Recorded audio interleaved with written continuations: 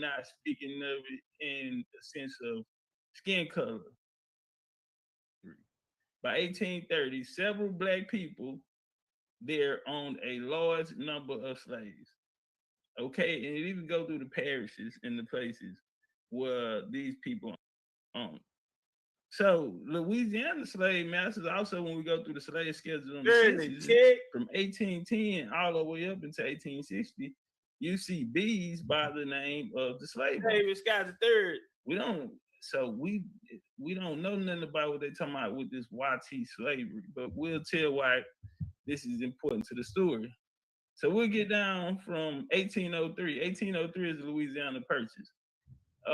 When they said the United States paid a couple $1 million, I think it was like 15 or something, for all of the Louisiana territory, which expanded large part of what is the U.S. today. Well, after 1803, United States, Louisiana, 1803, the status of free men of color changed significantly. Free men of color, so it's not even a slavery story. Louisiana Constitution, 1812, restricted the right to vote to white men who own property. Now, when we talk about white at this time, we're not speaking of it in the sense of skin color. It is status. You're a landowner. You permanent figure. You have a right to vote. You have rights. You will be considered or classified as a YT man in this time. But the free men of color owned property and served in the militia.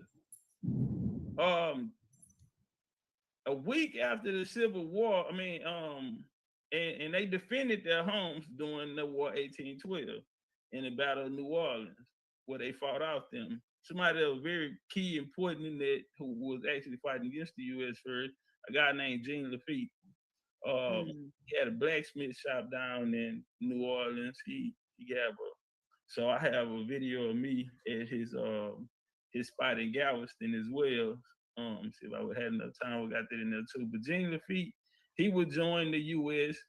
and bring in the Baratarians. He'll bring in his friends.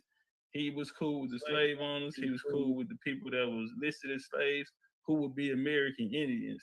Basically, the town that's named after him, Lafitte, is, if you look it up, it was a American Indian town. Anyway, so we get down to the Civil War. When the Civil War broke out, New Orleans free men of color offered to form a military. Okay, and in the newspaper, they declared them they were prepared to defend their homes. So when a lot of people see the Confederate, they're frown upon it or feel like it's racist or it belongs to the YT man. No, we were the Confederates. We were the landowners. Why did people that look like us fight on side of or for the Confederate? Because we were protecting our home. Period. The land belonged to us. So you're not finna let nobody come take something from you. So this was the situation. So they declared and prepared to defend their homes against the enemy. They will fight the Black Republican as much determination and gathering as a body of white men in the service of the Confederate States. Now, the regiment is known as the Native Guards. They form their militia. It's going to be a popular picture of them. Now, history claims that these Native Guards were wealthy slave owners who were members of New Orleans upper class. And then they turn around and say, but it's not true. But they know that their story is out there. They know that those men who was protecting their land and their plantation were slave owners of elite classes. When you had Creole and you have these different class systems in New Orleans, you know what I mean? And later on it'll go by, light skin, I don't want to say them red bone because everybody loves a Louisiana red bone. All right, this the foot United States Colored Cavalry Regiment. This New Orleans. Yeah, this Civil War, New Orleans. Hey, y'all, now you had a battle of New Orleans in 1866. And it occurred July the 30th, when black freedmen were set up on a mob of white riders. Hey, so what was taking place at this time? the 13 colonies, the OG the 13 colonies had expanded down south. My nigga, that's where you get 1803. That's where you get the Battle of New Orleans, 1812. Now we down at the Civil War. They're mostly concentrated on areas of what is called Indian Territory, or you have Louisiana, Alabama, Georgia, these places. Now, after this, you had now this body, this Union body, who's coming down from the north and the south. They are outnumbered by the locals, which would be us. So if we're voting, it's impossible for me to beat you. So they created institutions like the Triple K.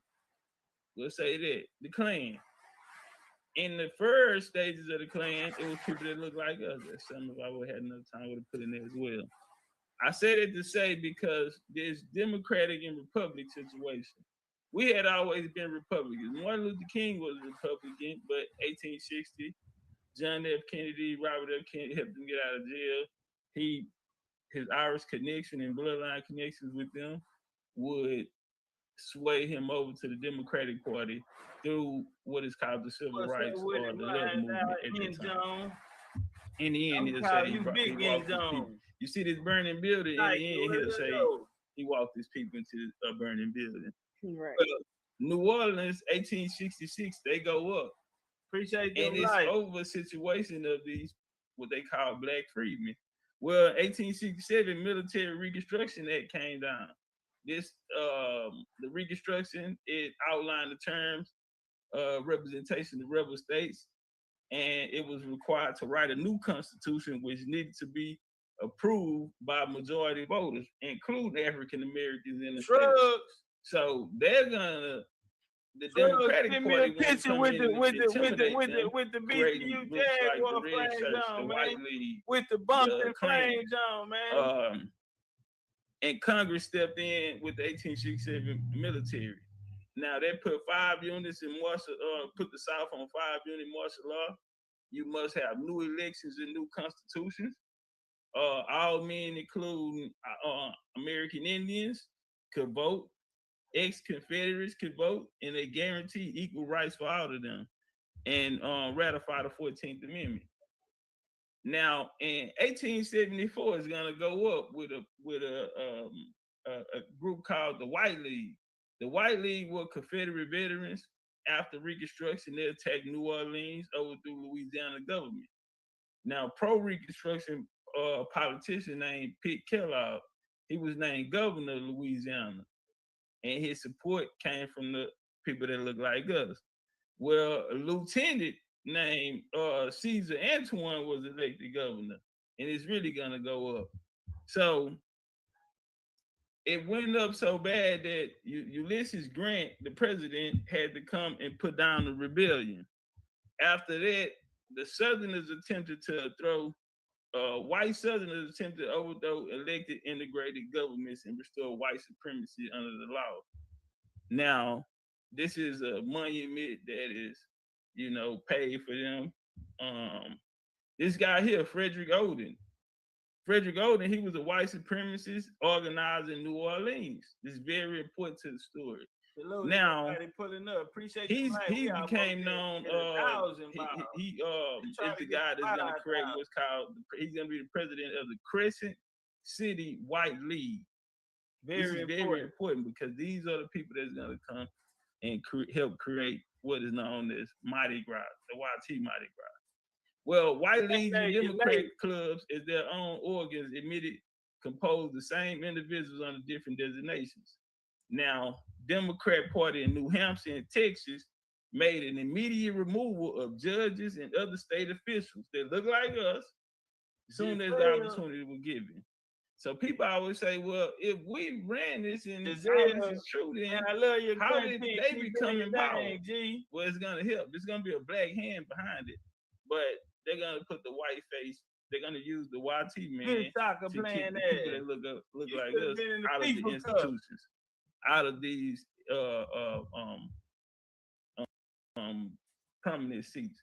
So a prominent Louisiana journal came out with the YT, man, this is in Massachusetts, to talk to the colored citizens. They say white people intend to carry the state election this fall.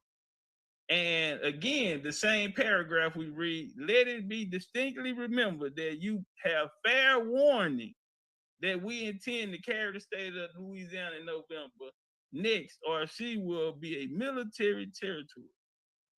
Yeah, they was talking greasy. So this, they submitted their platform. The Crescent City White League believe that it can and will be made the platform of the white race of Louisiana.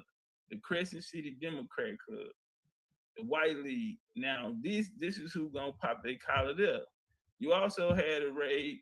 You had the Colfax massacre. You had something called the Coshada. Well, I'm from the real name is Cousada or Corsada, and right, the new name is Coshada, but it goes down in history as the Coshada Massacre.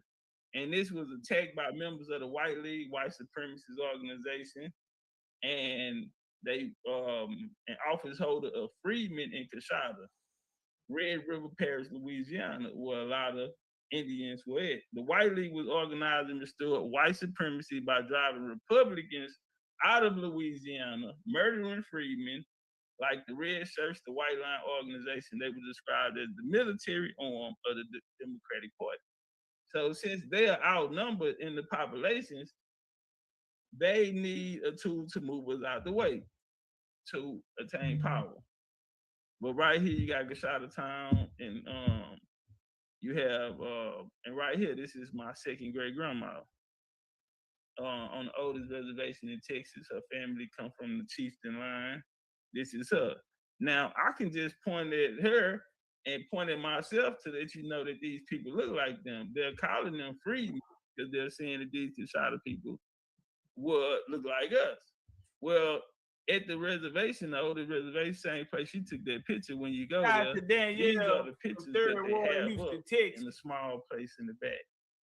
Okay, this chief was in the 20th century, but they don't look like that today. I'm just showing you that the people did look like us. Now, where is all of this what's going on right now going to come from? A missionary program. A missionary program called the AMA, American Missionary Association.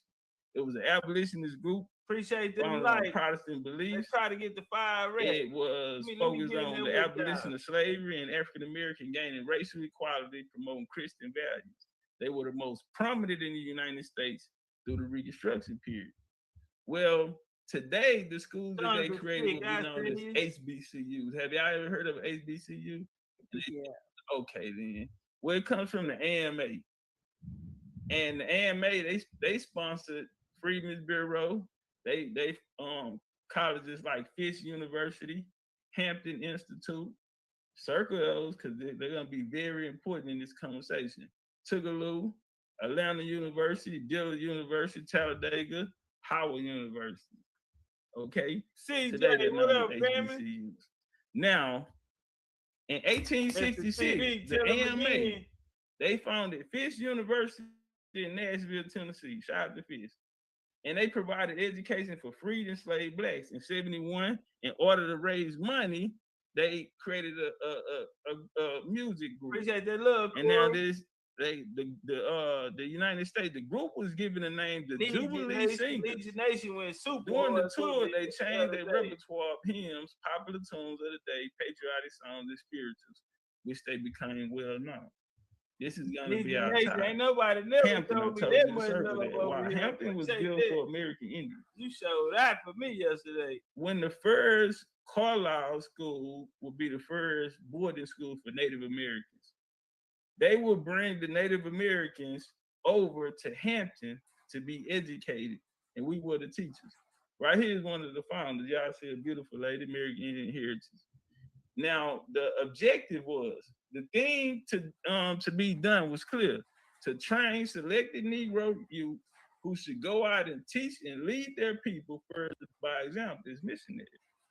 By getting land and home to give them, not a dollar they can earn for themselves, to teach respect labor, replace stupid, the skilled hand, and to build industrial system for the sake and support of intelligent labor, but also they say character. what so about it's well, in history they call it. Well, the Hampton University and the Lovedale Missionary Institution, African revolt. They were both educational institutions that played significant roles in the education and upliftment of African Americans. Hampton University in Virginia, and also Lovedale Missionary Institution, where my family had 3 I told y'all it's gonna be very important. We're gonna walk it down. Of one of the bands.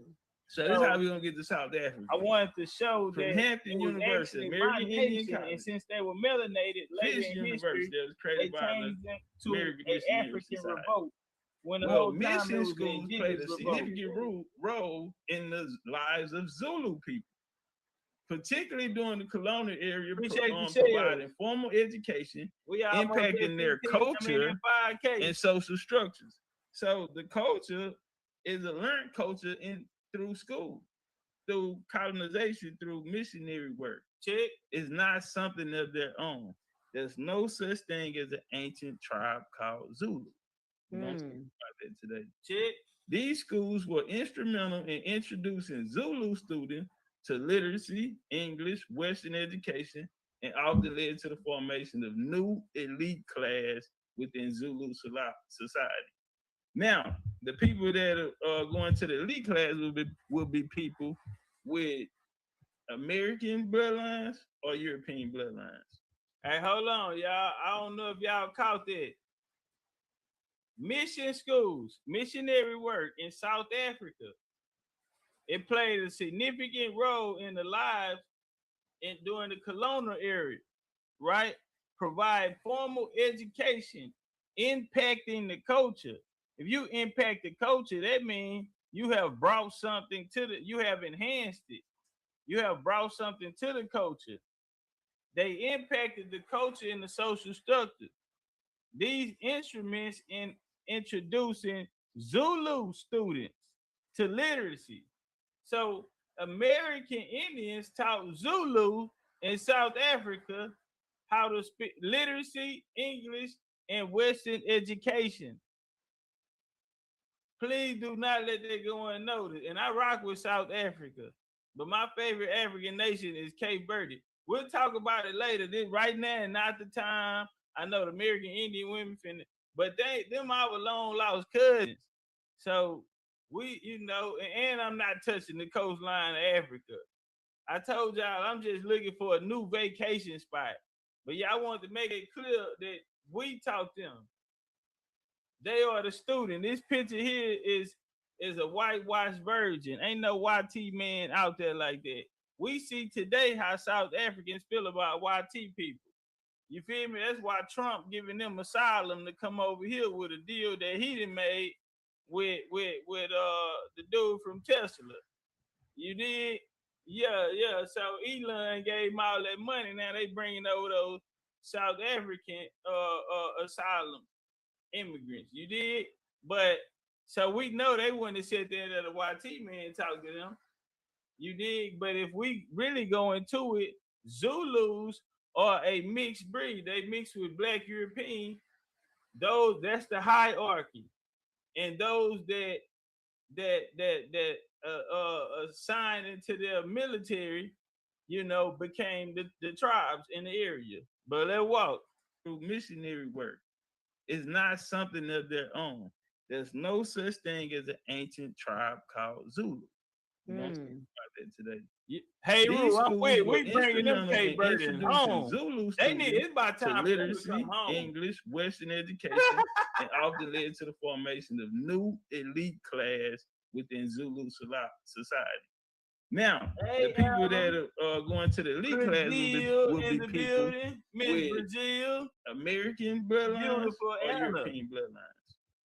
Now, Lovedale Missionary Institution. It was established in 1824. Now, this is the institution. It provided formal education for training blacks around the Thayun Valley. Lovedale opened its seminary in 1841. And this is the school that's going to be the connection. The classes were taught in English. There were no Afrikaner teachers. Christianity, classic, Latin, and Greek were the main subjects, followed by geography and mathematics. Now we go to Tennessee, Fisk University, very important to this conversation. HBCU. They're called the Jubilee Singers. Now they were founded by the American Missionary Association to raise funds for the university. They say they gained fame by touring and performing African American spirituals. Appreciate that, Terry. To black communities. Say master the spirituals helped introduce a new form of African American music to an audience in the U.S., Brit, and Europe. Memphis, Tennessee, now we come here by Dave Cockrell of Gospel Hymns, Minstrel Shows, Jubilee Singers toward some black South African music. Now we I know we didn't. So, given Great Britain political homogeny in the 19th century, urban South Africa, one might expect American impact on musical life there. So, y'all want to talk about stealing culture? No, we are the inventors of culture. Right. And they say tap the lights, y'all need 19th century urban South Africa. One might expect American impact on musical life there to be significant. Now, British culture was dominant in foreign force, but music followed form. Yet one should not underestimate the presence and the contributions of America, who moved into the same areas even before the British. So we were there before the British. That's what they don't know. That there had been more important musical influence flowing in 19th century America still can be heard today, but the music associated with the time and country is very much in evidence, particularly among the country's black majority. Now, you had something called, aside the gospel hymns, you had American Black South African music culture occurred in two additional. Time out, Chief. We got a question from the audience. Ms. Dosey say, so the missionary schools that are in South Africa were the same time as the Native Americans. Yes, ma'am. Africa was colonized late. At the time that the Civil WAR was being fought over here, they were just making a language barrier in Africa. That's why we don't see the scramble of Africa until around the age of the Dawes Act. That's how late in history that this comes. That's why African countries don't get their names until the 20th century, because all of this took place later. The Zulu WARs, those in the 1890s. You feel me? The what they call the Boers War, BOERS. That's 1898. And so, yes, a lot of these people are very similar. Very late in the game. So just like they say, the American minstrel show was first formulated around in the 1800s.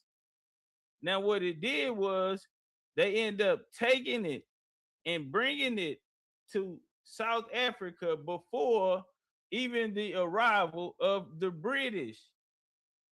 So they're not getting British culture, they're getting American Indian culture. Great question, Dosey. Let's walk through context. Something called the minstrel show in the Jubilee Choir. Listen, family. The American minstrel show was probably the first formulated in 1843. Several well-known white musicians who had here, though, made a living as a solo performer, it started imitating the music, the dance, the antics of the humor of America black men joined together and called themselves Virginia minstrels, and presented a sort of early variety show. The first American and British took the genre, making it a popular form of American music entertainment in the mid-19th century. Now, they were in the early entertainment, whites were in blackface. So this is what we gonna get. This ain't got, the blackface ain't got nothing to do with us. These are white people imitating our Jubilee singers and minstrel shows.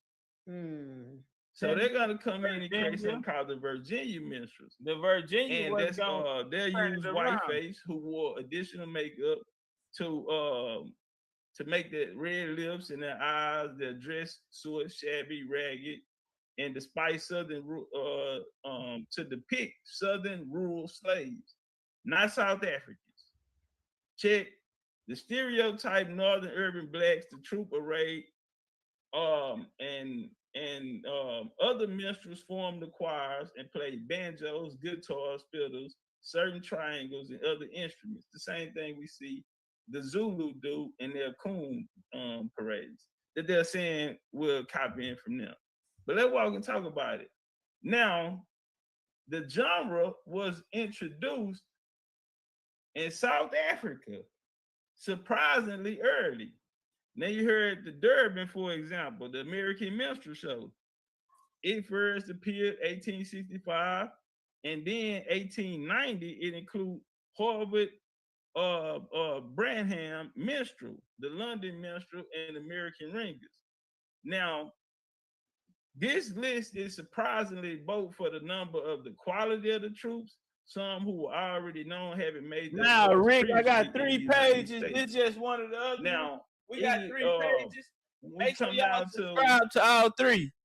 In a few pages, the first Christmas cake of Molly Crowder of young niggas with drums and bands, past choirs, which sounded like a blend of Roy McGregor of Marching Through Georgia. So they're gonna take our songs. Whenever and whatever degree the Malays observed American popular song, that fact remains that the product that they wrote, the Coon Carnival, which is in South Africa, they talking about, even its name is borrowed from the American minstrel use. Come on, somebody. Can I get an amen? Amen. That makes sense too. Yeah. So the Durban, this is South Africa, audience, soon received their full instructions in spiritual. The Virginia Jubilee Singers concerts there, the choirs resulted of a movement in the United States. Now, you had a guy from Hampton Institution in Virginia.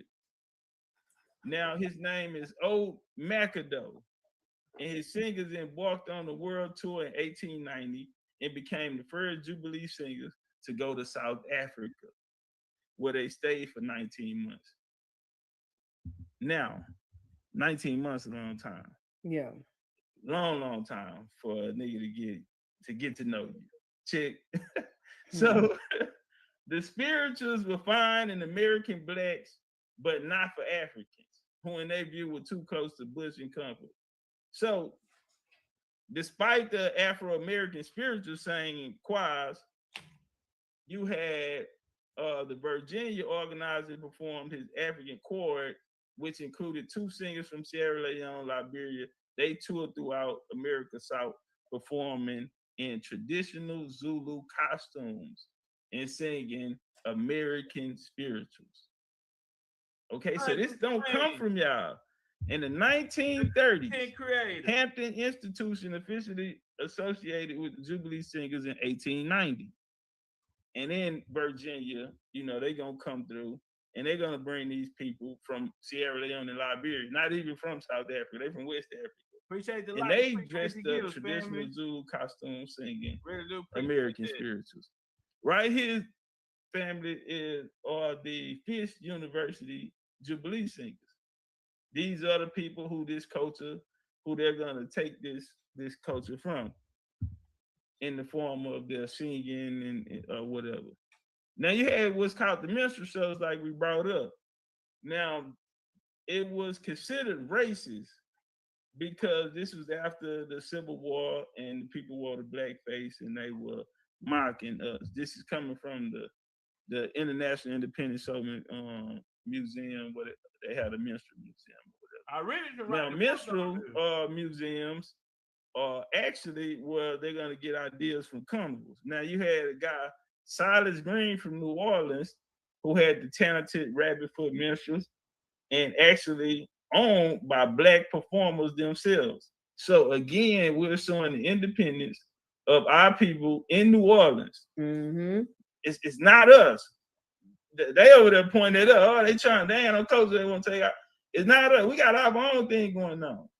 But we have some YT people that are mocking or, trying to be us, cosplaying as us. Well, this guy McAdoo, he was born in Greensboro, North Carolina, outside Greensboro, North Carolina. Y'all got everybody boots on the ground right now. He attended Hampton Institution. And he taught at Pulaski, Accomack County in Virginia. He began to tour Europe. He joined the original Fish Jubilee Singers. And once he returned, he came from Hampton Institute students. He made his own group. Now, the McAdoo program resembled one of the traditional minstrel shows. Now, McAdoo created a significant impact on the music scene. Where? In Cape Town, South Africa. The troupe later influenced the creation and information of the Kapese Kalu, the Coon Carnival. Now, the Coon Carnival is a minstrel festival that takes place annually in Cape Town, America, but it was created. Hey, YouTube, make sure y'all tapping that like button. Make sure y'all tapping the like button, YouTube. On Cape Town, South Africa. What they call it? Make sure we get the likes up to 15. We gonna go. And why the Zulus? 20, but let's get Zulus got to go back because the Zulus are gonna be an amalgamation of people. Moody, what's good with? And yes, American blood is gonna be in there. We have a guy named Ernest Cox. This is one of Marcus Garvey handlers right here. He wrote in this book, White America, which was to repatriate our people, basically a back to Africa plan. He said Negroes and YT people can't live in America together. Right. So he needed a prominent figure of Moses, he called it, to lead his people to the promised land by taking them from America to Africa. He found Marcus Garvey, pop that ass.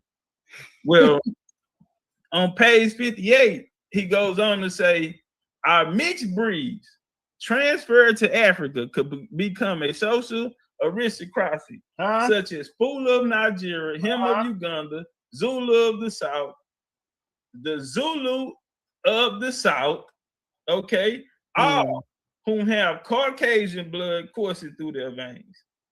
If y'all want to talk about something, let's talk about it. This Caucasian blood coursing through y'all veins. All who are above the true Negro culture. The mixed breed would be an ethnic and cultural link connecting Negroes of Africa with whites of Europe and America. Get some flames. This ain't got nothing to do with us. Get some flames. If y'all would have just chilled out, yeah. But now you gotta fuck around and find out.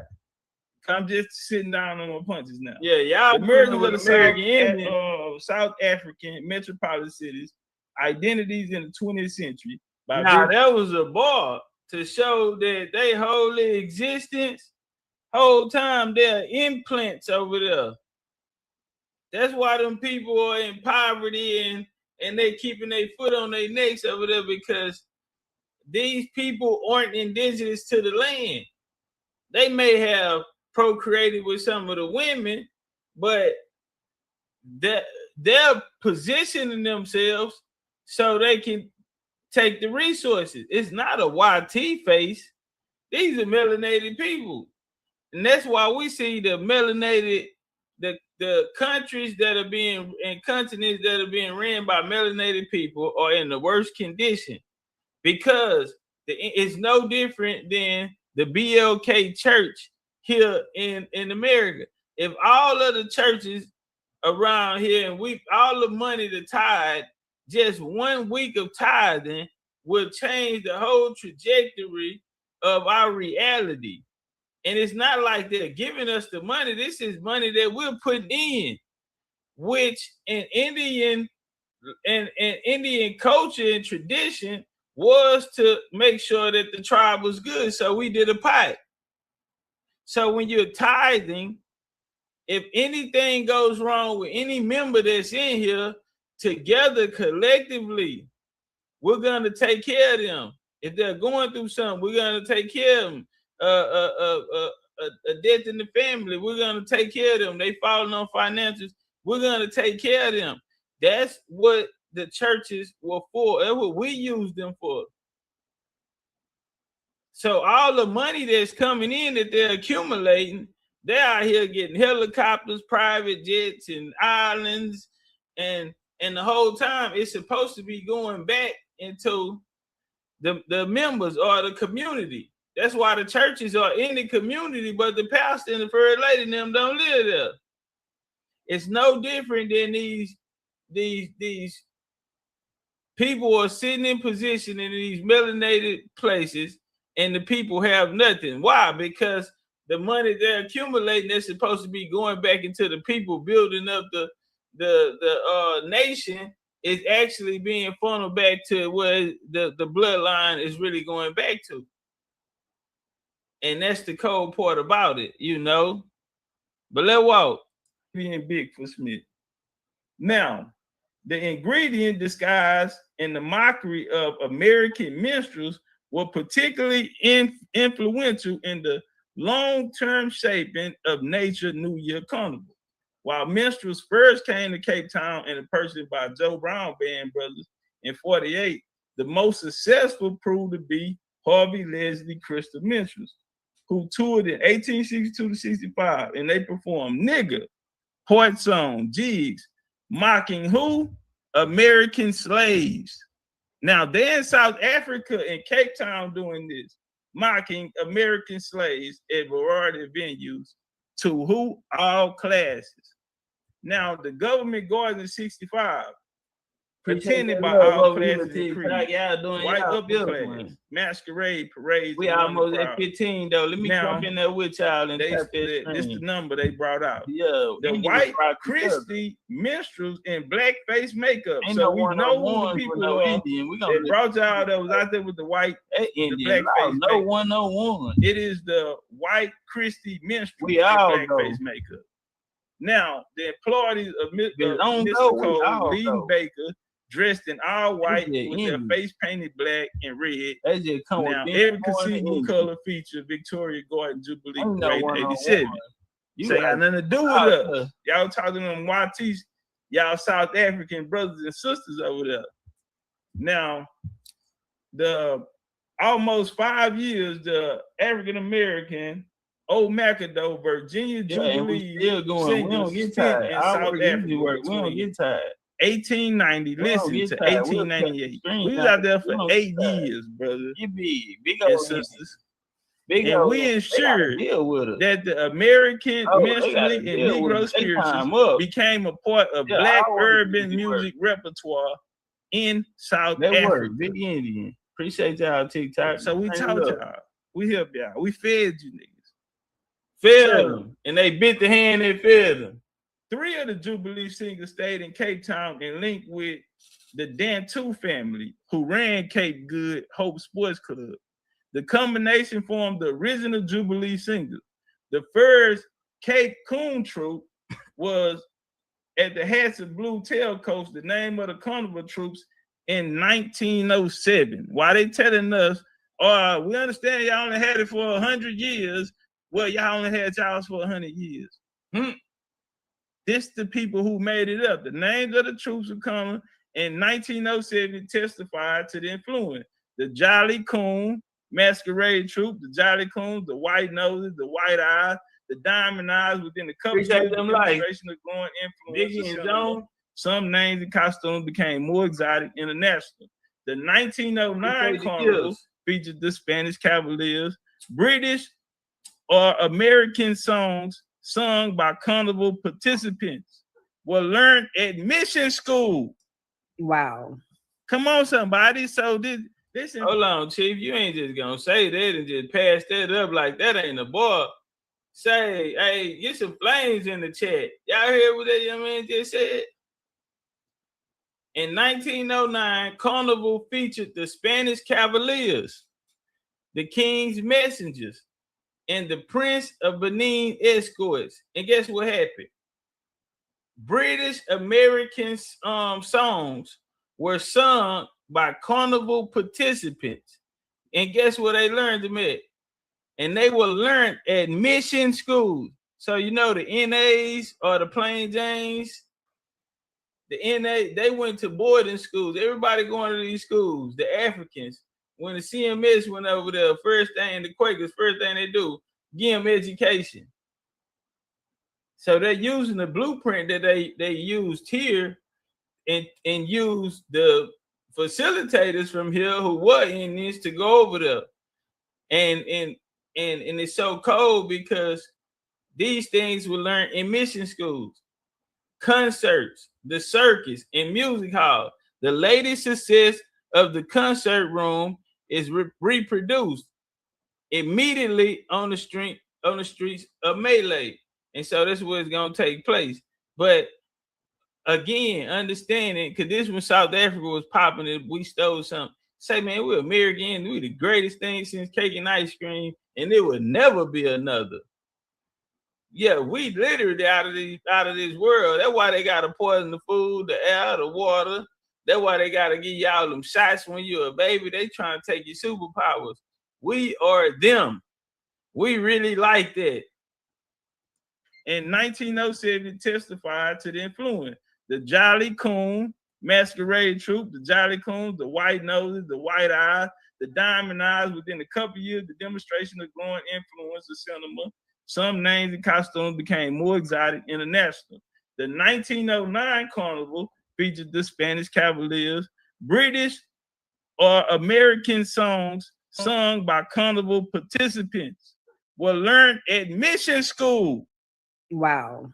Come on, somebody. So listen, fam, we out there with y'all. We out there with y'all.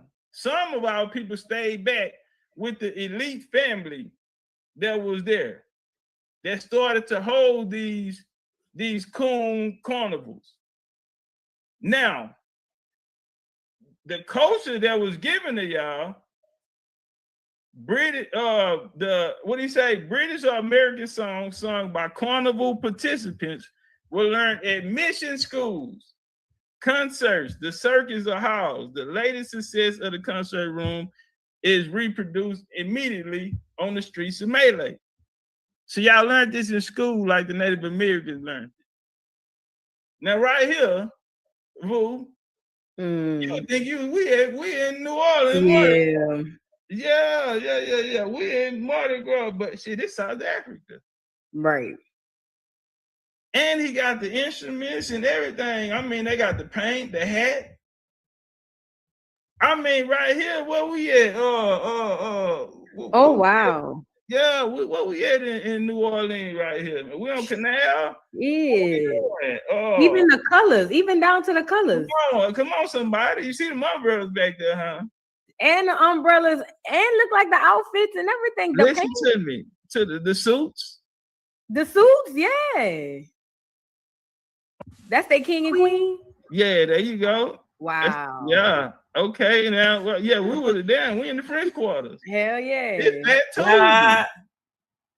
Nah, they on some second line. They acting like they for the second line. He got the gloves on and everything. Y'all about to do the second line, fam. Hell yeah. That's definitely New Orleans culture. Everything you just showed is all New Orleans culture. We in South Africa, though. They say we got this from them. They are really doing their big one. I mean, down to the colors. Now everybody know that y'all. Purple and gold. Come on, man. That mighty God.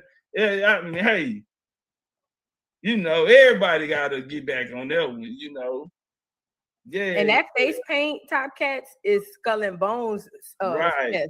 It's very similar to the Skull and Bones in New Orleans. If people know about them. Exactly. And see, I took some slides out which went into that. How the YT men, they came in their minstrel shows and they used to use the skull and bones and all of that and paint their faces like that. And even use them as instruments to hit the drums and all that. And they were mocking what they were seeing. Yeah, Southerners down here. Oh, now we back home. Now you know we at home. Now. Yeah. Oh, okay. This is how it's really supposed to go. Now we at home now. Hold on. Cause now we're at home now. This is how it really supposed to go. Wow. Now we're in New Orleans. Shit. Now we back at the highs. Mm-hmm. Wow. That's crazy. I didn't realize it was that similar. Down to the suit, the hat, everything. They just don't have the feathers. I'm about to say them feathers is a defining situation there because they ain't got them feathers out there. They ain't got the feathers. They ain't got that royalty. You know, they ain't masking beads. You know, yeah, we back. Yeah, they ain't got them bead work. They ain't got that bead work. They ain't got them feathers. But the suits, yeah, the foot. They damn sure ain't got the footwork. They can dance though. I ain't gonna lie. I put them. They ain't got it like us do. Nah, not at all. But this what they was trying to do. Because when we went back, this what they looked at like. Creed. And so, what's up, little bro? I don't even know if they understand what's going on. This is what we've been doing. Y'all got our same instruments. You know, we just watched them do the same thing. Man, I was uptown and I had this lady, she walked up on me, and you know it's going down, this super traffic on Super Sunday trying to get up in uptown. So I'm pushing through there. I ran into all of that. I wanted to put all that in there. But let's walk. So the first troops to be organized called the Dogtown Fire Brigade. This troop can be traced back to the Dantu brothers. Now, if you remember, the Jubilee singers that stayed in Cape Town, some of them, when they went back to America, some of them stayed. They stayed with the Dantu family, who were elite family there. Now, the first troop can be traced to this Dantu brothers. So, and he with the Jubilee singers. The forebearer, still active today, Good Hope Entertainment and Mystery Carnivals Association. They met members of the Virginia Jubilee Singers, a group of African-American minstrels touring South Africa, and formed what is traditionally considered as the first Cape Town coon troop. So what are we talking about? They met people from Virginia who toured South Africa, and they formed what is traditionally called the first Cape Town coon troop, the original Jubilee Singers. They soon changed their name to the Dogtown Fire Brigade. That's why y'all don't know it's us, because y'all calling it Dogtown Fire Brigade. When the following year, Cape Town Fire Chief, they ended up promoting them or whatever. But historian Nigel Warden, so they talk about the date change of it. And now, today, it is known as the Coon Carnival. As a matter of fact, the South American-born bishop, he is with the AME Church. He's the first South African AME Church pastor. AME Church come out of Philadelphia. And he waited in South Africa. Now, what he gonna do is organize a grand pageant for emancipation. And so in December, it was no longer a popular festival. He presented January 10th, 1935. That's during the New Year period. Now, Cape Town, at night, same tradition. Like I said, I'm coming through uptown. I wanted to put that part in there to show. But they talk about in Cape Town opposition dramatically. They, Spain, Trinidad example, where they had devil-like creatures hunt the first night of the carnival, chasing people through the streets, smearing dog shit on them. You also had they had something following that. The coons appeared in colorful costumes, shiny, satin, dancing in the new year with the energy. Let's walk. My thing is this: we've been doing this. See, they can't just point at New Orleans and say, okay, that's where it's coming from. No, homie. When you look around from South Central to the Gulf Coast of America, homie, this is our culture. This is what we do. This is how we get busy. So a list of Caribbean carnivals around the world. This is a culture celebrated annually throughout the year in Caribbean islands. Worldwide festival, period. Worldwide festival. Everybody do this. So if you saying we stole something, then how is everybody doing it? Right. Let's walk. So this them doing their thing. You think they're in South Africa. We in Trinidad and Tobago. We all in Belize and Jamaica. We all in we all in Mexico with it. What I'm trying to tell them, Mardi Gras ain't nothing new to us, homie. They talking about a Zulu Coon Carnival, which was created through that white Democratic, as the white Democrats tried to pose themselves, they came up with something called the Crew, Krewe. That's where it's originally gonna come from. These are YT people.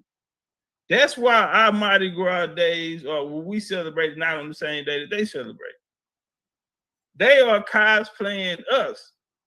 And then we come out on Super Sunday. Then we pop out on St. Joseph. And let's walk.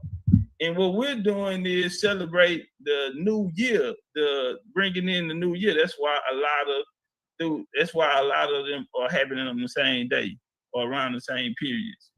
They celebrate bringing in the new year. But Mardi Gras roots predate the French. So what are people talking about the French brought? Oh, they got it from Paris. What is you talking about, nigga? Mardi Gras roots predate the French. Many see a relationship to an ancient tribal rituals of fertility that welcome the arrival of spring. See, it's a method to the madness. We not just out here for nothing. It's a method to the madness. So this is something that is ancient that the indigenous people here did in these areas as a ritual of fertility to welcome the arrival of spring, the true new year.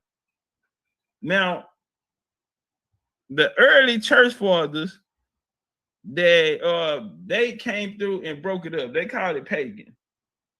And then the carnival was created as a period of time around the season of Lent, through Catholicism. In the 1700s, the balls, the feasts were held in New Orleans under the French rule, but later banned by the Spanish governors. The prohibition in 1803, they were able to continue on with what they were doing. This 1803, so it's not 100 years for us. It's 100 years for you, though, but not for us, because we've been doing it before the European. Right. Yeah.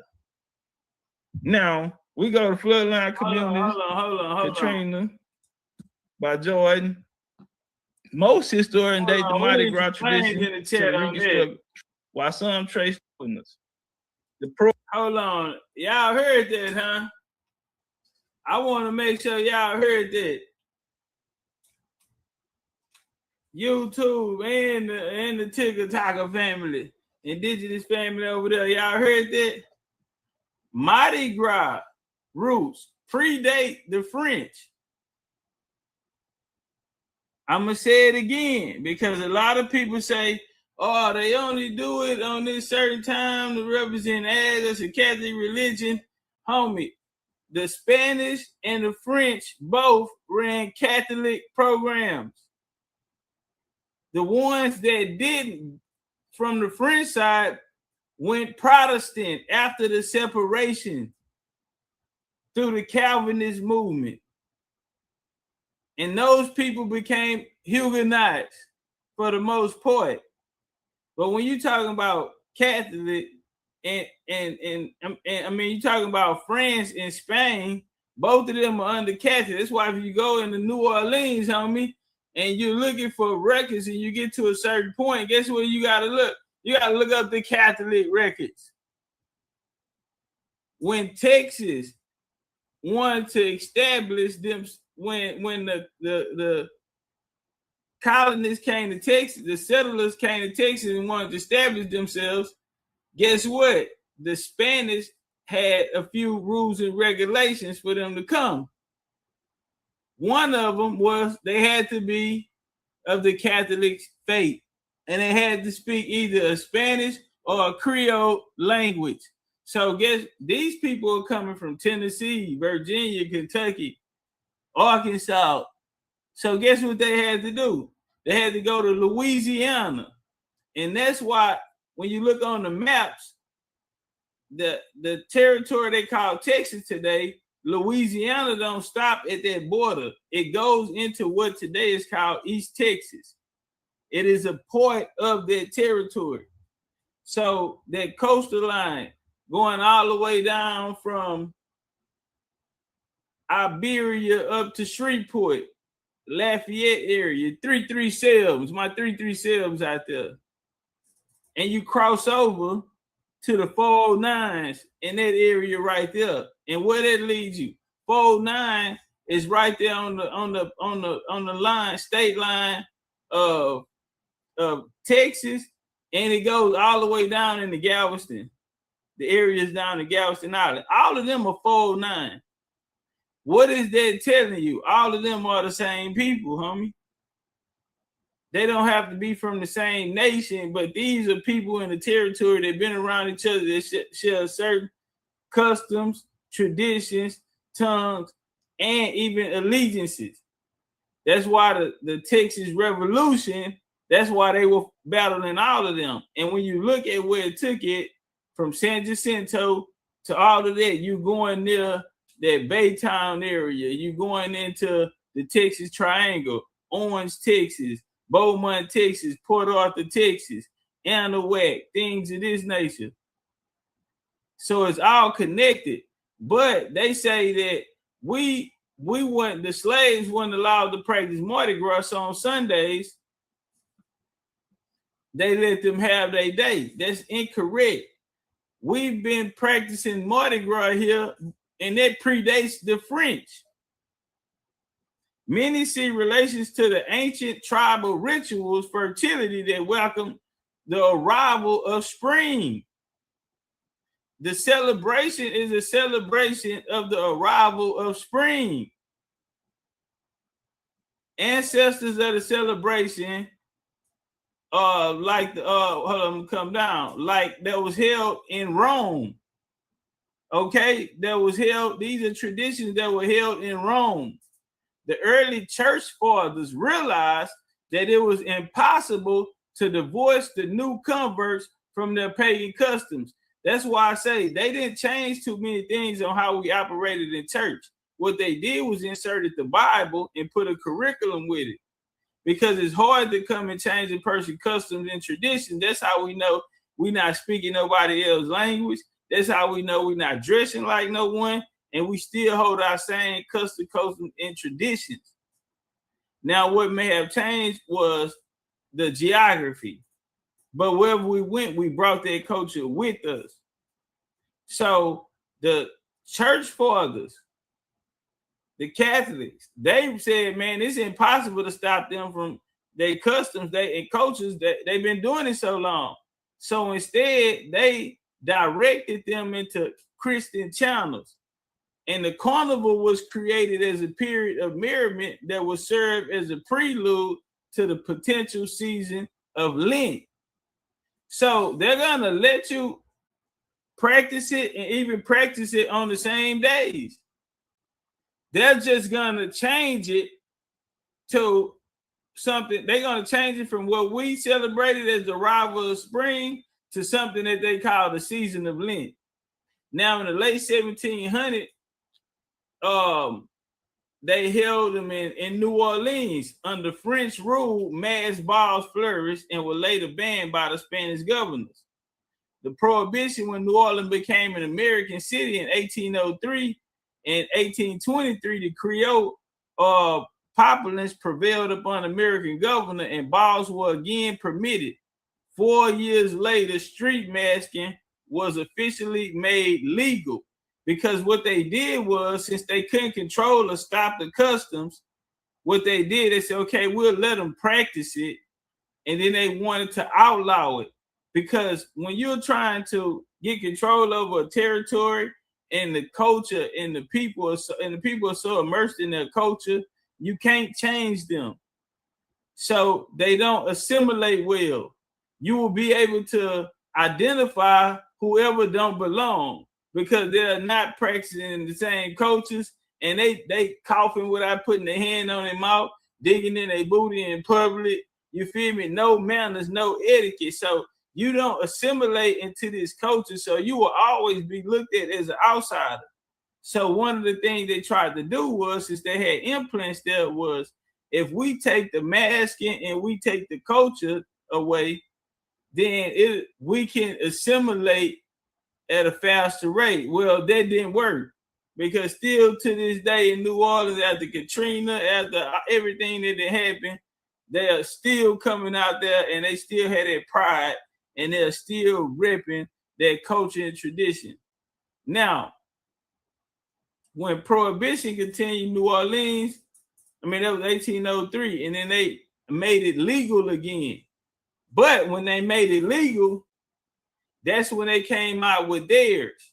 Okay, later they're going to create theirs and call it the real one and say, this is what we allowed them to do. Whole time it's been their culture pre-French, before they even bumped into the French. All right, get some flames in the chat on there. That's some news you can use. So don't never let nobody tell you that the Mardi Gras come from there. That's why they practice carnival, not just here, but everywhere. And guess what? Everybody practices it around the same time. Why? Because in indigenous culture, it was the rituals of fertility, what they called it, which meant the arrival of spring. We are agricultural people. We are one with nature, homie. Let's walk. Prohibition in 1803. 1803, they were able to continue on with what they were doing. This 1803, so it's not 100 years for us. You say like they get to 30,000, but not for us, because we've been doing it before the European. Right. Appreciate the light. Appreciate the. Now we go to floodline communities. Katrina by Jordan. Most historians date the Mardi Gras tradition to the Reconstruction area, while some trace the roots far back as the mid-1700s. Now we do want to throw in Mobile, Alabama, and south of Mobile, Alabama, because they also had Mardi Gras too. Mm-hmm. Now, yeah, they'll say they're the originators, and after the flood hit and the French moved, but that's not true because we practice it as we see before the French. So Mobile, y'all was active, you know. Shout out to y'all, kinfolk. But y'all can't take that from the NO. So yeah, we've been doing this shit, nigga, too long. Yeah, it's funny. I don't mean to cut your wisdom, but all my life I've been taught that it comes from the French and from Catholicism, and that's why it lines up. Fat Tuesday is always 40 days before the Passover, and or Good Friday. I'm sorry, and stuff like that. They made it seem like the French came over here and gave it to us, but I always thought it was funny because even when you look at our talking about Black Mardi Gras traditions, it's similar to a lot of the stuff in the Caribbean, in other places. So I'm like, well, it had to be a part of it that we already had. If we still do, and our you've been there, our culture runs so deep. Like we ain't making nothing up. And it's my picture right here. Yeah, I took this. Yeah, like it just can't be. It's the Mardi Gras right here. I mean, St. Joseph. Now it was Super Sunday turned up. Yeah, but I feel you. And even I just wanted to get on Mobile ass too, because they're gonna come out here and try to say, oh, we did it first. Hold on, say it. Chill out on me. Cause they saying the hurricane came and so the French moved the capital from Mobile to New Orleans. That's not what, but you gotta understand, so we were doing it before the French. So that take the French out of it and they take that bullshit y'all talking about. We kinfolk, nigga. Y'all doing it, we doing it. We doing it right. Yeah, we can't. Yeah, that walk. So it's a beautiful collection of complicated intricacies. The rituals, two tribes of gangs meet in the street in full costume and challenge each other. Different members posed threatening issues, challenging songs, words, movement, engaging in performance, battlefield, dangerous, even though it mainly involves singing and dancing. It is intense or breathtaking within the Mardi Gras Indian tradition. There's a familiar roster of songs, and people know them. You got things like two-way, pocket-way, words often historical meaning, for example, reference to routes to what? An Underground Railroad. What? Your grandma, my grandma. See, these songs and all that was sung, and these were to help people get through the routes. If we go back to 1803, all the way up until the Battle of 1812, you had Choctaw. See, and that's something that I wanted to put in there ahead of time. All these different Indians that were coming over and using those routes in Louisiana. Like I said, from Cuba, Roots, the island, what's up, Miss? all of that, you know, we wrong. Galveston, all of that was our turf. You know, they got that whole Gulf Coast. So yeah, it was used for Underground Railroad, and it served as a signal to what is happening in the confrontation between the gangs. The meeting of Indian gangs used to involve actual physical violence, but legend has it that the violence broke to an end with the efforts of OG, Addison, Montana, aka Big Chief Tootie. Yeah, best ever did, he got away with it. Yep. Tootie was the chief of one of the tribes. He became known as the. Hold on, shout out to Big Chief Monk. We gotta give Monk his credit too, and all the other OGs too. Chief of the Chiefs. And he's recognized not only for his skills at costume, his performance, but also as transformative and unifying effect on the entire community and tradition. So he came out and said instead of fighting, that he improved it to going to what seemed like our stories, boasting, relating history, context. As with New Orleans tradition, some convergent gender roles subverted the highest praise you can give a male Mardi Gras Indian is call him the prettiest. So OG Tootie came out there and said, what are we fighting for? You know, what we fighting for? It's about who the prettiest. Beat me, yeah. Beat me in the skills. You gotta talk that talk. You know, they gonna, you know, they be putting words together, you know. Yes, indeed. Yeah, so beat me in that. This is a non-contact sport. Who is the prettiest? Cause see, you ain't even gotta really be beaten, or you could be using cheap material, or you ain't even tried. And yeah, who the prettiest? You show up and so they changed the whole game. Shout out to Tootie. It's funny, I don't mean to cut you, but it's funny because when they challenge, that's the first thing they be saying. Oh, I'm the prettiest. Oh, I'm the prettiest. That's all they say. Big Chief, I'm the prettiest. You ain't prettier than me. They always say that. Yeah. And another thing too, that Pocket Way, they have a song in New Orleans that's old as crap, but it goes Pocket Way. So I didn't even know. I didn't even realize that was my grandma. Hold on, y'all sing it with me if you know. Sing along if you know the song. My grandma, your grandma, sitting by the fire. My grandma told your grandma, don't set your flag on fire. We're talking about Pocket Way. Now check me out. That song was a song for what they call the Underground Railroad in the South. What they were speaking about the fictional character, like my bro Dane brought out, Harriet Tubman, and they saying she conducted a train and brought people from. She went in, man. They was in Pennsylvania, Delaware. Here you doing down in the South? Them people would have, had her pocketbook with them, coming down here with their foolishness. But what was real was there was a real, what they call Indian routes that people would go, because there were places you can go, whether it be where the Barringtarians was in the swamp areas. You had a lot of Choctaws migrate over to Louisiana. Most fought with the U.S. Some fought with the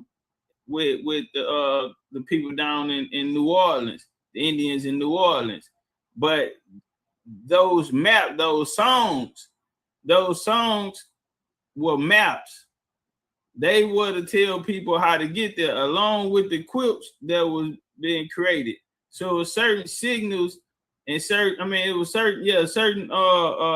symbols that they placed on them in certain patterns, which will show you the way, what trails to take, what places that they had a perimeter set up in, and these were ways that our people moved around. So those songs like that, A Pocket Way, those songs like that were therefore those were revolutionist songs. You know what I'm saying? Those were things that we helped doing the battles. Connected to shout out to the matriarch, because that was the matriarch that came up with it. Let walk. Underground Railroad and all type of other stuff. That's deep. Like I was telling you the other day, what's mama name? The one they put the doors by her daughter's house or whatever, the voodoo lady down there. Oh, Marie Laveau? Yeah. Marie Laveau. She used to help the slaves get away. Yeah. Mm-hmm. So that's why they tried to put that bad name on her. But she actually was an American Indian herself. Yeah. And she helped them with the routes. And she did put that voodoo on them niggas, on them other people. Yeah. So that's why they mad. Yeah, wow. Let's put that in there too. Money making Mitch. Now, past kings of the Zulu have included Louis Armstrong and Spike. Mm-hmm. Somebody got to sell out. I mean, somebody got to do it. Well, I just say that because they allowed a lot of small hats to come take control. Like the small hats ain't take control over the music industry just today. Back then, a lot of our people then were compromised. And that's why, as great as their music was and how humongous their impact was, they weren't as wealthy as they were supposed to be. But everybody, Zulu is basically like a class system, a caste system with these bloodlines. Keep these clubs there. You can't just walk up and say, I want to be Zulu. Mm-mm. Who your people in them is, boy? Who your mama in them is? Who your dad in them is? It's almost like a Eastern Star and the Freemasonry. Like you have to be blood related, to get in. But that walk. And most white crews, because these crews are the ones who did it, they remained segregated until 1992, when the city council held hearings on the issue and ruled in the use of municipal resources parade in Mardi Gras. They had desecrated. But the Comas was one of the white crews that chose to stop parading rather than integrate. Because in 92, they told them, hey, y'all gotta quit making it being separate. So you had the Cosmo crew, they gonna, instead of putting it together, they just not gonna do it at all. But the Cosmo crew are the people who brought in the Zulu, the name, the title. So it's not us, South African. Y'all look at them white tea people, y'all sitting up under their ass over there. Mm-hmm. Yeah. And they brought y'all there through these missionary schools y'all went through. Y'all learned our customs and traditions, something that we've been doing from time immemorial. But they can't even date it.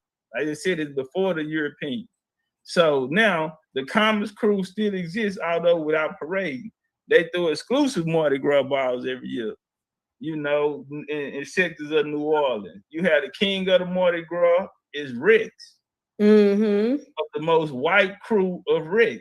And then you got the other one. Like I said, somebody got to say that. And on the other one, then they give you the Mardi Gras Zulu king. But see, you got the Rex king and you got the Zulu king. And the Zulu king gonna be, the nigga that they chose to sell out there. And the Rex Yeah, the Rex is gonna be the YT king. He's the real king. Right, because I was saying that before you came on. Rex #1 today still is all white. Ain't no niggas in Rex. They might say it is, but I ain't never seen them. I just left Mardi Gras. And on top of that, when Mardi Gras Day come, Rex go this way and Zulu go to the hood. You hear me? And which we cool with, because you know it go down in the hood. We rather have Zulu in the hood. Yeah. But Zulu is the original.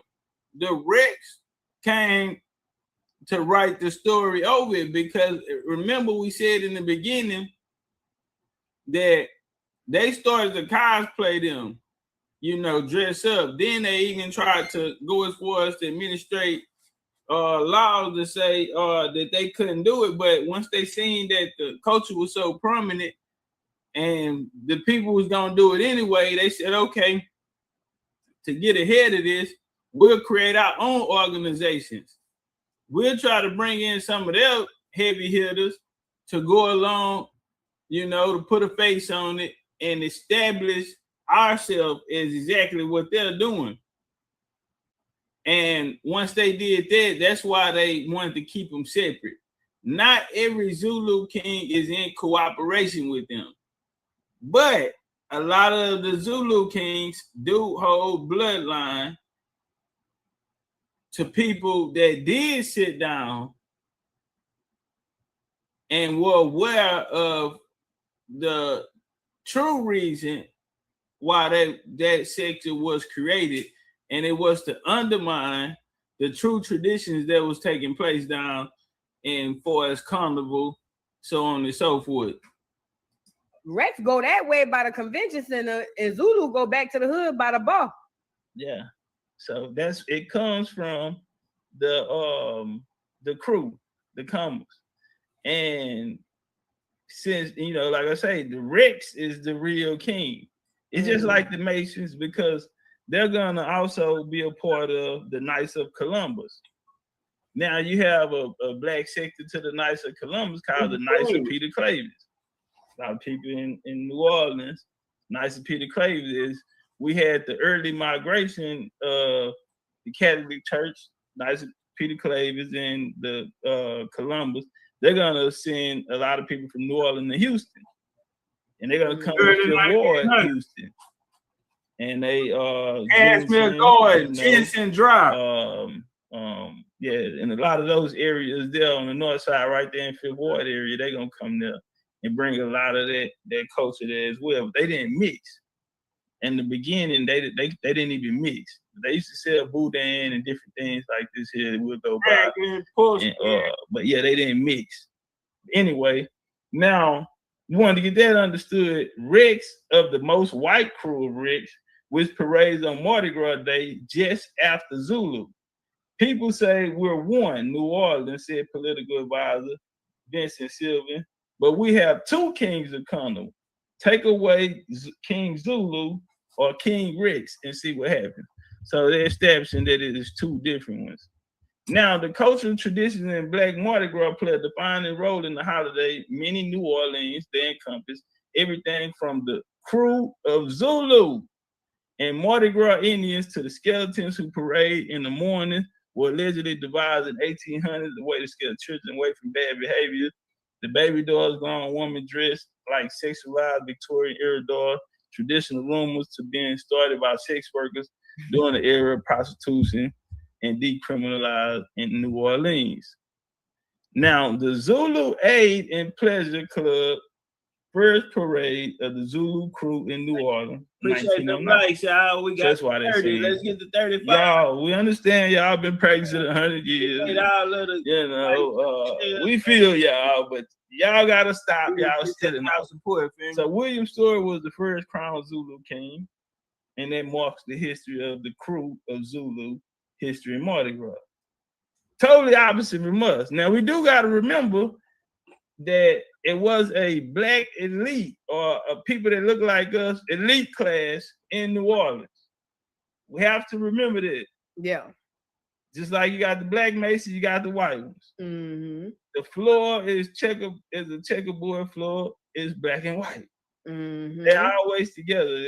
Each one gonna have a different branch.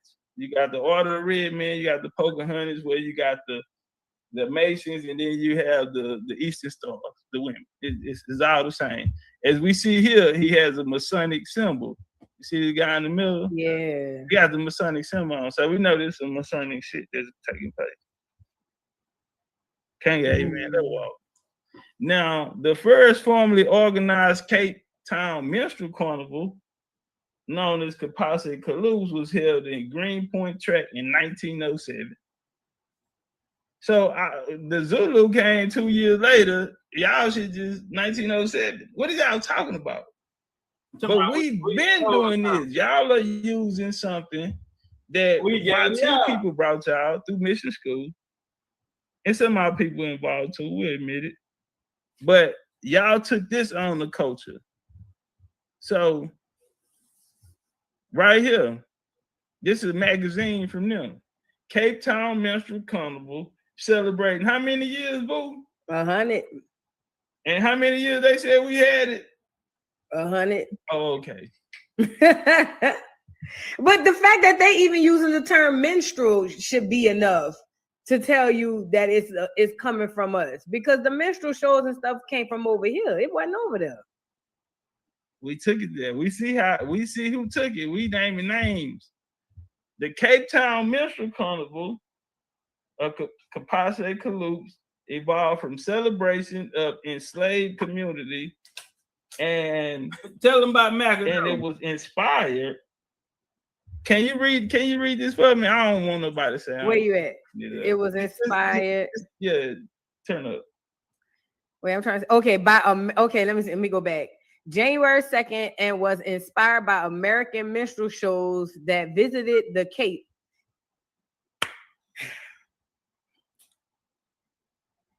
I mean, what we doing? All they had to do was chill, you know. Y'all chill, relax. It's okay. Mm-hmm.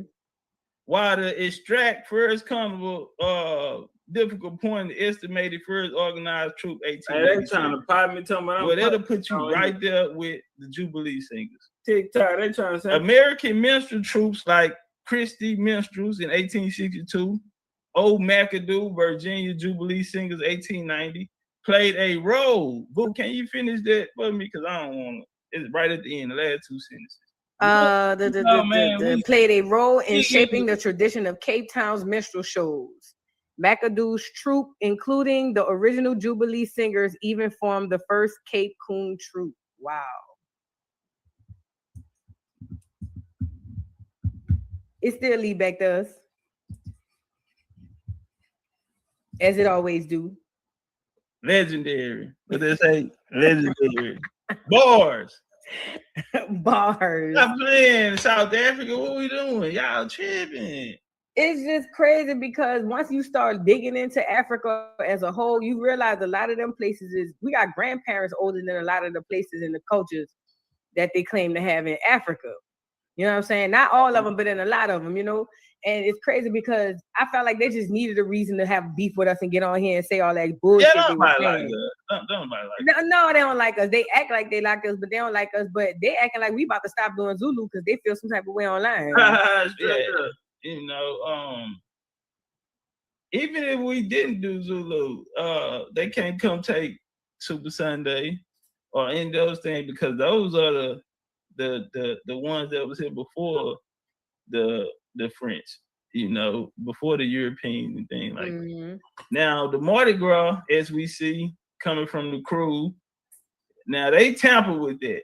You know what I'm saying? That's the baking soda in the dough. But when, you come, like you say, in the hood, you got like St. Joseph, it's going down in different hoods. You know what I'm saying? Yeah. Might be under the bridge. You know what I'm saying? Type of shit. Yeah. So, they got it out of schools. It was something that was brought from here, like you say. Appreciate the love. Appreciate them gifts. All the way from our dress to our customs, the instruments we're using. They look like they got a whole second line out there. But they don't know the moves. They don't know the moves. But it's crazy because in like 50 to 100 years, then they'll flip it and say we got second line from them because it's similar things. That's why we learned about it. Right. I be watching it when they do that now. Like they got the Asians over here with marching bands.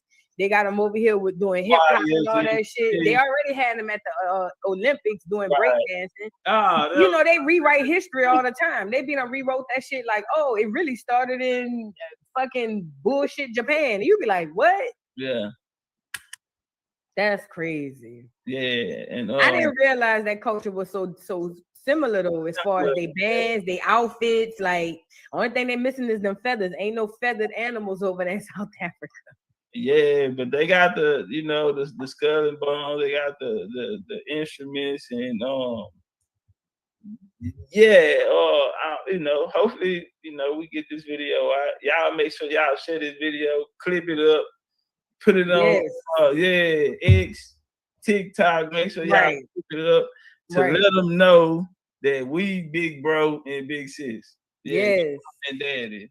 Shout out to Big Chief, legendary Big Chief Top Catz. His Cash App is pinned to the top of the chat. Y'all make sure y'all show the brother some love for coming over here and spreading the knowledge, because I learned a crap ton and I'm from New Orleans. But even us in the city, we get skewed like information when it comes to like the history and all that stuff. Because I always wonder, like, if we paid homage to Native Americans, what are Native Americans at? Because I ain't never seen a Native American in New Orleans. For their credit, saying, "Hey man, I'm the nigga who helped."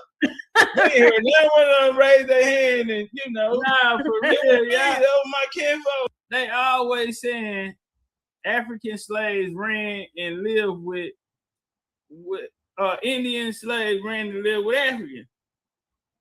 But the cold part is, still to this day, we haven't had one native chief come out and say, "Hey, look out, fam, that was me and my family and my tribe that helped out." Nobody came out and said, "I need my credit because I'm the guy that they talking about in the story that helped these Africans run away and let them join our tribe."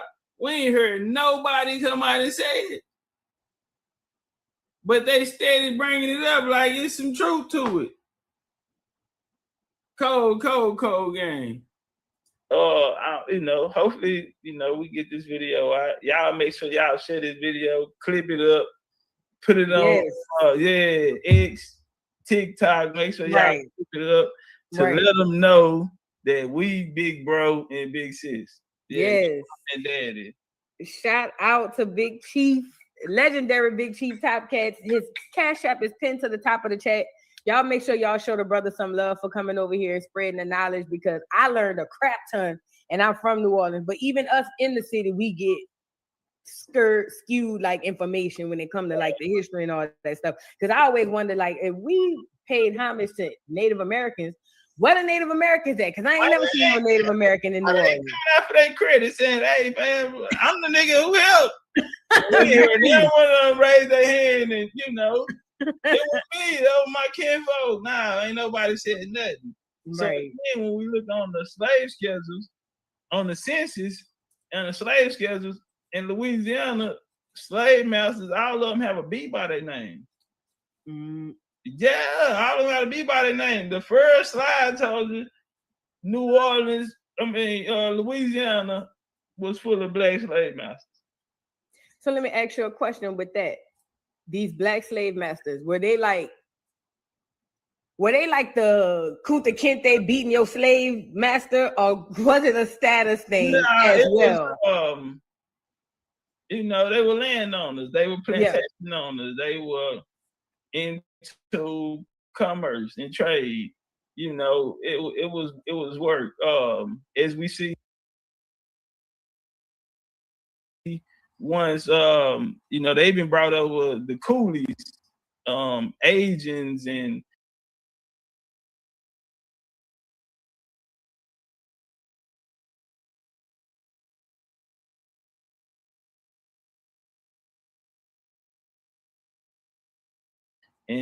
people from India to work on the sugar plantations in Louisiana, right next to Indians. So even like foods that we eat, that y'all make down there, and they try to say that they come from Chinese people. Nigga got drunk one night and he fed him. Man, come on, fam. If it's not on the menu in China, then it didn't come from China. Right. Stop it, because when we go to Mexico, we know all this is made in Texas. They call it Texas today. But when we go to Mexico, ain't none of this shit on the.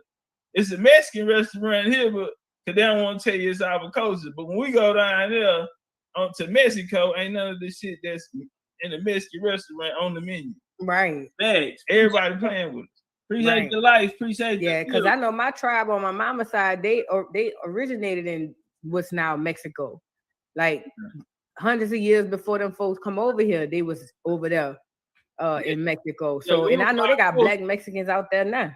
Yeah. You know what I'm saying? So it was empires, you know what I'm saying? We were niggas knew when hurricane season was coming. So we finna go. Yeah, we knew hurricane season coming, so a lot of our people bi-coastal, we ain't just sit in one spot. You know what I'm saying? We moved around, so we was back and forth. We have minerals and resources over here that they don't have over there, and so they find it in the But yeah, that's a connection. Cortez, he said that the people in Alabama and Louisiana are the same people he met in Mexico. God damn it. You know what I'm saying? So yeah, we know it's the same people. Even when you go into the languages and all of that, the style of building for the mounds are similar to the buildings, the infrastructure in Mexico. So and them Indian outfits too. They be having a lot of Mayan and Aztec design on them and shit. So the more they Indians, especially when they wear those halos like on their back, if you look at Virgin Mary or them, you'll see them on the candles or whatever, and shit have like the little glow, the little aura behind them. Well, the Mardi Gras Indians, they wear that. So if you pull up a picture of Quetzalcoatl, he's dressed in the same kind of costume. You know what I'm saying? From the shoes to the feet, everything, all of that. When they put the boots on, how they do their shoes, and they're not even looking at no Mayan or Aztec. No, this shit is coming straight from them. Like they said, it's intertwining them. You know what I'm saying? It's in them. It's in them because every year they gotta make brand new costumes. Yeah, I gotta come brand new. I gotta be the prettiest. Yeah, so they come like wearing the same clothes 2 days in a row. We can't. Right, and they don't even know how they coming up with this stuff. It took some people in my chat when I pulled up some Indians. They were like, "Oh shit, that's Aztec design or Mayan design," and I'm like, "Oh snap, it really is." But you know, my daddy, when it comes to the Zulu thing, my daddy's side of the family is deeply in that line. They was around that shit from the beginning, from its inception. Yeah, see, they probably was like major players in the city. Yeah, and my daddy was telling me, coming from money, and we want. Yeah, because my daddy's side wasn't no broke ass nigga. Yeah, we ain't trying to be the low class and the out there bad niggas. Nah. And that's where I was going. My daddy said it was a status back then when you was a part of these clubs and these associated pleasure clubs versus, like, you know what I'm saying, like the Indians, that was a status. Like all that, he was like, it, like you knew who you was economically and socioeconomically through what crews and what you did. So like he was like, if you was Zulu, niggas know you wasn't no broke ass niggas. You wasn't just no because you had to have money to get in there. Still to this day, you had to be one of the ones, and you had to have so and anybody about to say, and it's bloodline, because any nigga can't walk up to Zulu and say, I want to get in. It's got to be through the blood. All clubs to fraternities, sororities, all of this, they started as basically how we're gonna keep is bloodlines that we're keeping together. Man, we keep our stories, our families, you know, we did something, you know, important, or they stuck together for a certain period of time.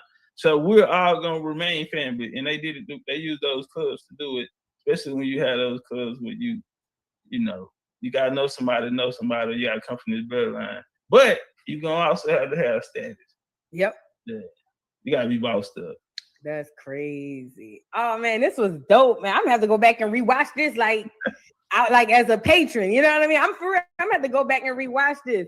Yeah, I learned a lot. Even with the Lafitte Cat, they got a project that used to be a project called the Lafitte Project. Right. You know what I'm saying? So it's a lot of intertwining and tying in, but I enjoyed having you here. Shout out to everybody in the building. Y'all make sure y'all go subscribe to Legendary Chief Top Catz on YouTube. You do this damn near every day. Yeah. Explosive lives, a very, very, very educated and very sourced up person. You know what I'm saying? I love when you be getting at them Pan-Africans. I ain't gonna lie. I hardly ever catch you getting at them live, but boy, I be watching them replays. Once I get the highest one, I want the biggest one, and then I ain't gotta talk to nobody else. You be killing Umar though. Umar, he ran. They set it up, and you know, Umar ain't crazy. You know, he came on there talking about y'all need to go do y'all genealogy. Nah, you don't have to tell us that. We already did that. Yeah. Yeah. Everybody want to come take our spiel. Shout out to the FBAs, but we got y'all doing y'all genealogy too. And Umar got the nerve to come tell us to do our genealogy. No, we told y'all. From the Freedmans to the Solons to the FBAs, you know. Right. Oh, yeah. We brought this American. We made y'all proud to be American. But y'all all brothers, sisters, cousins, uncles, nieces, nephews. So it's all love. We ain't tripping. Like Boo said, it's gonna be us against them every time. Right now, yep. South Africa talking about they gonna band together. They got letting the white South African talk crazy too. So we just gonna stand on business and point out the fact that we mommy and daddy around here. Y'all need to chill out, homie. Cause everything y'all know we taught y'all. Thanks. Even if we taught it the wrong way. Yeah. Thanks. Big boys.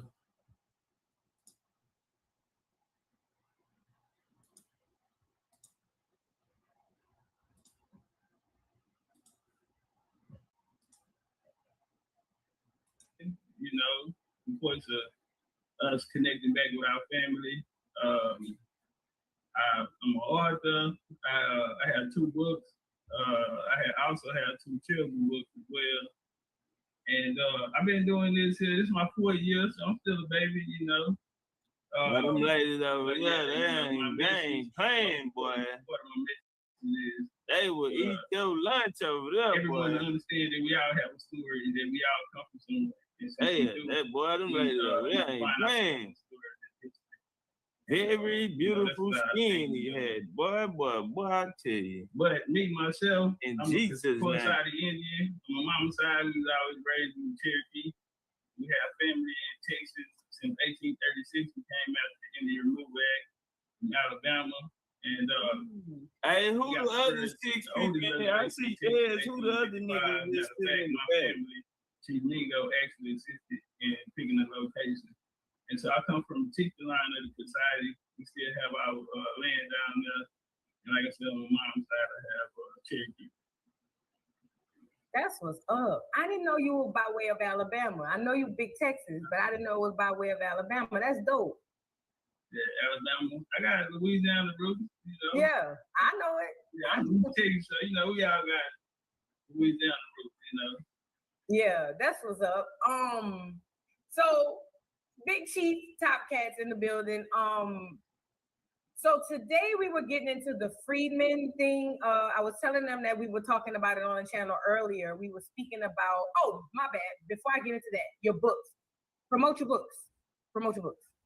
Okay, I actually want to got a PO box or something. I want to send you some. So I have 2 children's books. This is my first book, The Making of African American, the Cherokee Princess, Turtle Island. And on the back, I have my grandma right here. Oh, that's dope. Side of the reservation, you know, that's what I do it for purpose. And then for younger, smaller children, I'm Not Black, meaning this is the children's book. This would be for the young ones. This right here, probably my best seller, American Bloodlines of the Garden Civilization. They go into a lot of deep history right there. And I call this the Indian Bible. I'm not Black, I'm Indian, the miseducation of Black Americans. And you can get it on BigChiefUniversity.com or Amazon. And boo, send me something, you know, send me a PO box or something, and I can make sure I can get that to you. Hell yeah, I need that. To merge too, you know what I'm saying? Yes, Big Chief University. Tell them about that. Tell them about Big Chief University. Oh, Big Chief University is something, you know, we came up with in 2021. And we started off as a genealogy group. People you know, looking for their family, and we became a family, and a lot of us took the journey together. We've been traveling the world. We've been to mounds, pyramids.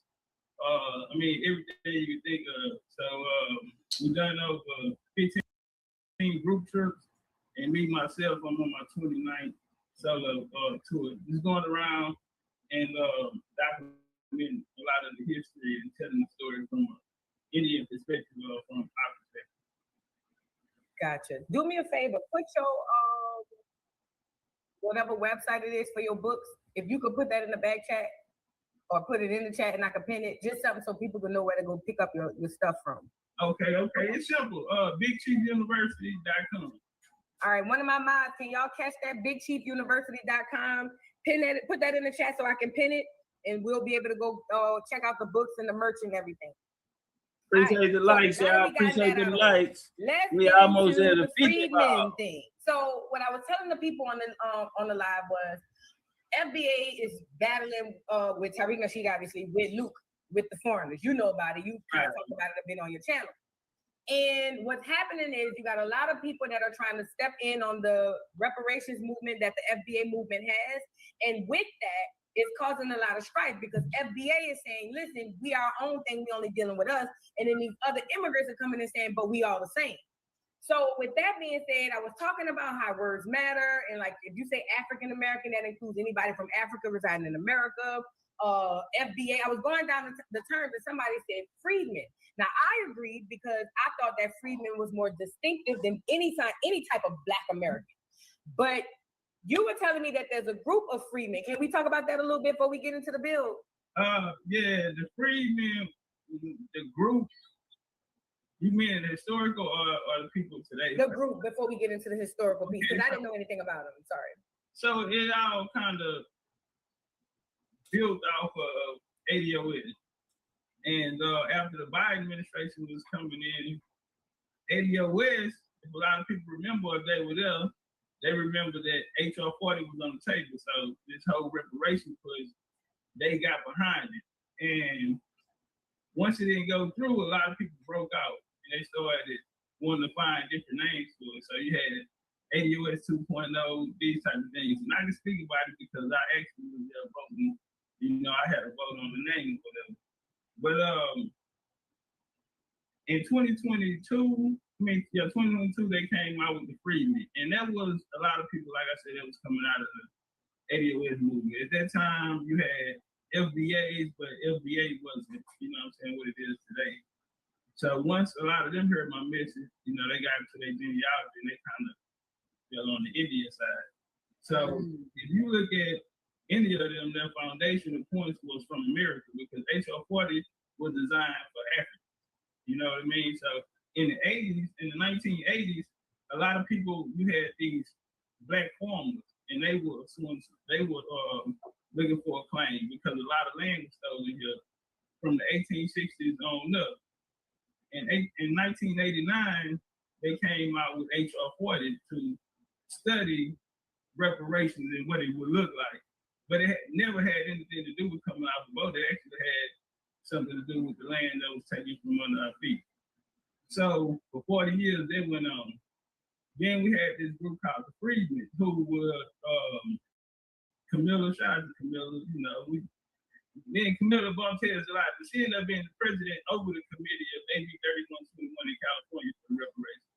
So the Freedmen took a lot of the foundations that we spoke about and they came.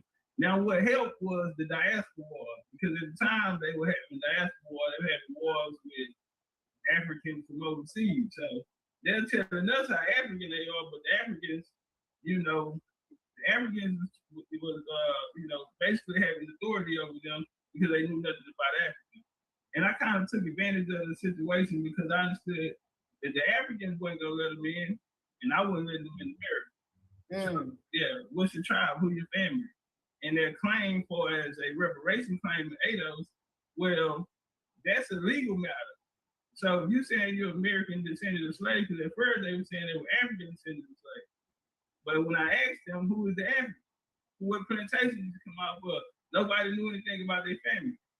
So they were using terminology like lineage, but nobody had no recollection of their lineage. So if you're gonna have a claim and go in there, you're gonna need some evidence. And so now when you look at the reparation movement, you hear everybody speaking, they're talking about genealogy. They're not gonna say my name at the time, you know, that was probably like my what's up, bro? We already on. You know, a lot of them had large platforms, but AB 31 did go through, and it was lineage based and not race, meaning everyone black can't get it. You have to prove what actually happened to your family. So that's something that they adopted from us, the Indian side. Also, they adopted the culture and the history of the Americans, and that was as they were having the wars with the African wars, whatever. And so the freedmen, they took the political route and basically tried to be like the Black Caucus back in the civil rights era. So a lot of you know, I have nothing bad to say about you know, that was the past, but yeah, they did start a movement, but their foundation was based off of the message that came from me. Gotcha. And that ain't me too my horn or none of that. No. From their side, who actually, you know, said that. Man, look, when it's true, when it's facts, it's facts. A person could look at it and be like, "Oh, you feel like you didn't." Man, facts is facts. Yeah, so you ain't gotta sit up there and lie. I ain't trying to do my own. If it is what it is, it just is what it is. Yeah, you know, the game that I gave them, you know, I wanted to help them. You feel me? So yeah. Gotcha. So let's get into the freedmen. Coco. Let's get into that. Coco. French Coco. Now, or you want to do a little talking and then them hard eyes down there. Okay. So coming into the freedmen, this whole freedmen. Hey, hold on, y'all, before we bounce out. Coco, y'all still coming to Mexico. If y'all coming to the pyramid tour with us, please get at least half of y'all registration took care of, because I gotta pay the bills. I gotta start booking now. So when I book, the amount of tickets is a certain amount we have to get so we can go private tour. We want to go private because we want to control what we can control. You feel me? We're not trying to go to no play Mayan towns and watch nobody play Mayan and feed us unseasoned chicken off of a open fire that they didn't lay some logs down the bill. We not trying to do that. So yeah, man, we had 2 people pay their registration yesterday. We had somebody come through and do half. And when was that? Friday or Saturday, Morton. We gonna have Morton, my Texas Indian LDBC bro, the party called the Bay. We got Ori coming out of the Bay. Man, we got Dame coming out of, and shout out to Dame in the cash up.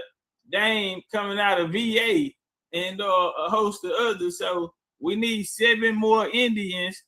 So we don't have to, you feel me? Let's get 7 more Indians to come out there, enjoy themselves, go have the time of our life and turn up, because life is short, homie.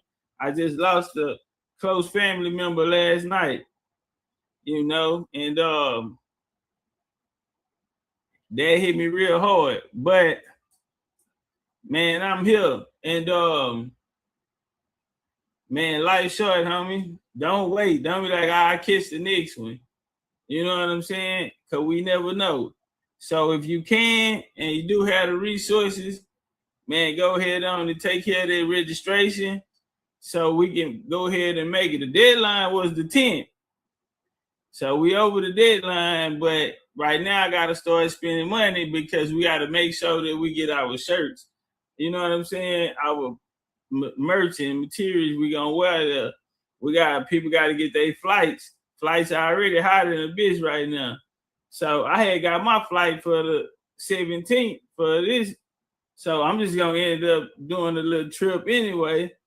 And you know what I'm saying? We're going to bounce back over there. I already been down to Mexico in June to go check it out, make sure everything's straight. Everything was straight. Not too much had changed. So y'all know I'm the chief and the spy boy. I'm going up first. I went up. It's good. We're gonna come, you know what I'm saying? Got a nice resort. One of the baddest that's out there. And it's new. It's a new model. Most of all of the rooms are facing ocean view. It's 5-star. It's a 5-star and it's all inclusive and it's adults only. So, and they have a huge pool and they do foam parties. I'm just saying. So, yeah, man, y'all go take care of it. And we only have 50 wellness drops left. Let me not put that on TikTok because they just tried to pop me for that. We have 50 of them left. Y'all go ahead and do it. Y'all, yeah. Coco, you say ain't seen the info. I told you the info. You tried to check me. Yeah, I felt like I had got checked. And I gave you all the info. Go back and check your message. Go back and check your message on the app. I didn't even, I was typing and you had hurt my feelings so bad, I had started talking. So if my voice cracking up in there, I was a little emotional for how bad you talked to me. That's really what was going on. Mama Mia say the dates is August the 14th, that weekend. So we even pushed it back with some of our Indians had already booked and they can't get out of it, so they got to go without us. So I'm saying we need 7 Indians. We really, you know, we need at least 1 or 2 more men because it's damn near a girls' trip. Most of everybody that paid, booked, they didn't call and said, hey, man, what's the resort? I need to go and take care of my business. I can't keep waiting on y'all. You know what I'm saying? Morton hit me. I hollered at him about it. Shit, Morton paid right away. I told him, hold on, man, let me see what's going on. He shot the money in. Y'all know Morton. That nigga live in the gated community. Nigga drive a Range Rover. I'm talking about a brand new Range Rover shit. You know that big money ass nigga. It's a lot of big money Indians around here. But I'm saying we need 7 more people to come. You feel me? But man, we're gonna enjoy ourselves. We're going to go see Eshell. You dig? So y'all get ready to ride the go-kart. Morton, your ass driving the go-kart. Last time we went, Sword was driving. And I had a souped-up kart. And I popped the wheelie and Ebenezer and them almost fell off the back of it. I said, oh, I can't do that no more. Now, we're going to enjoy ourselves. We're going to the club. We ain't going without because the last time we was at a cartel walked in on us in the section we was in, they put a space up. We had old Mexican cartel on the side of us. I don't know what fraction of the cartel. Them cartel, they went there and everybody out and put them there. But the Indians said them. Man, Lucini, man, we been posted up in the middle. You feel me? While the Jaguar women was throwing hands on the house, but that ain't nobody's business. That ain't nobody's business. Not drop down these along.